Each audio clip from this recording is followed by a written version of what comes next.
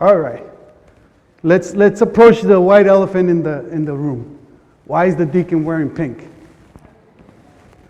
It's not pink, it's rose. Men wear rose. We don't wear pink. But yeah, why am I wearing pink? We'll get to that in a minute. This is the third week of our season of Advent. The celebration of the Nativity of the Lord is quickly approaching, as you all know. It's a good time to recap what we've heard the last 2 weeks and look ahead to what's coming in the next few days. 2 weeks ago, we began our liturgical year, and it was our first week of Advent. 2 weeks ago, we heard the message of wake up, be alert, take an inventory of our lives. Where am I? Where am I spiritually? How has my last year got me closer to God? That was kind of the theme 2 weeks ago. Last week, it was pave the road for the Lord. If you recall, in the words of John the Baptist, prepare the way. Make room for Jesus in your lives. Make room for the second coming. Make room for those intermittent comings. Those times when Jesus comes to our lives and we miss him. Make room for Jesus in the Eucharist when you come receive him. So that's where we're at. We're awake. We're in expectation. We're in reflection of our lives. And we're making the best effort to prepare the way for the coming. Well, today, we rejoice.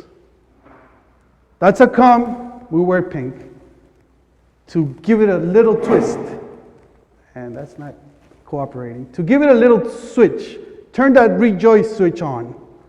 Because we're not just waiting for the coming of Jesus on this Christmas day. He's already come. So it's a reminder that he has already come. We are already living in his time. The people of Israel in exile rejoiced when they heard the words of the prophet Isaiah. That was the first reading. Now, we were probably just settling down when that reading was proclaimed. I'm going to read it again, but think of the situation. The body of Christ was in exile, was in oppression, was enslaved. And God sends the prophet to give him the good news. Today, some of us are in a desert. Some of us are feeling oppressed. Some of us are feeling enslaved to many factors, including sin.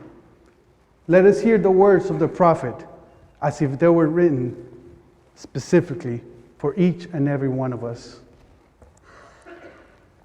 The desert and the parched land will exult. The steppe will rejoice and bloom. They will bloom with abundant flowers and rejoice with joyful song. The glory of Lebanon will be given to them, the splendor of Carmel and Sharon. They will see the glory of the Lord, the splendor of our God.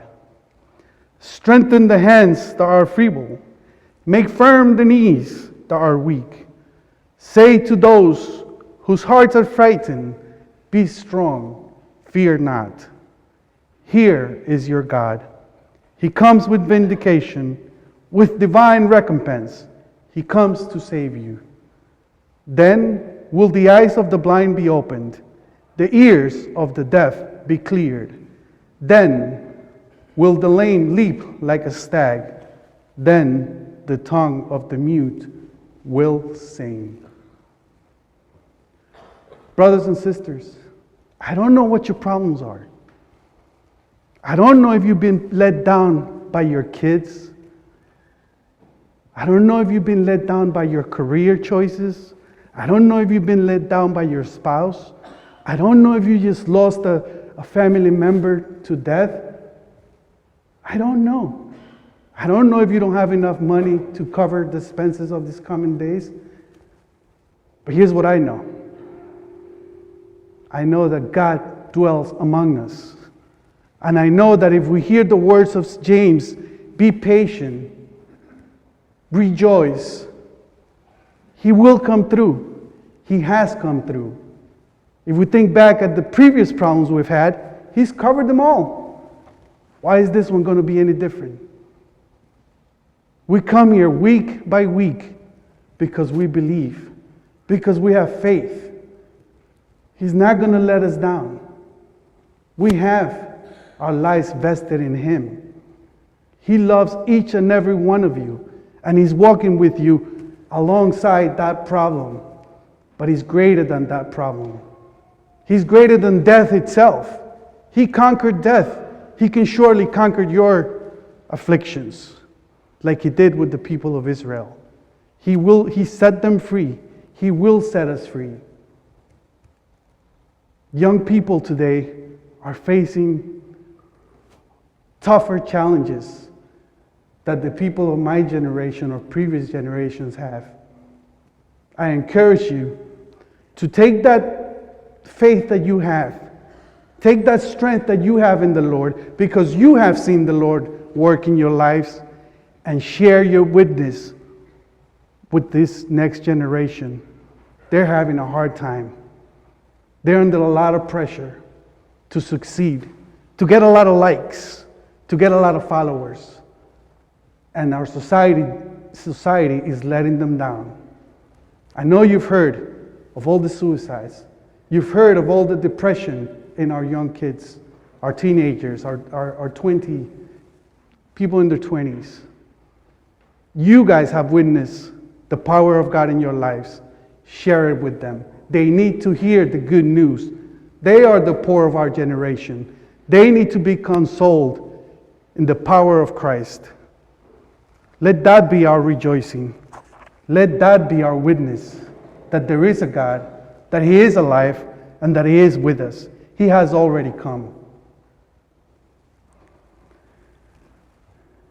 If someone asks you, and this is my prayer for this week, for each and every one of you, including me. So let me rephrase it. If someone asks us, is Jesus the one who had to come, or should we look for another? I hope to God this is our answer. I was blind, but now I see. I was sick, but now I'm healed. I was mute, but now I speak the praises of the Lord. I was dead, but now I'm alive. I hated, but now I love.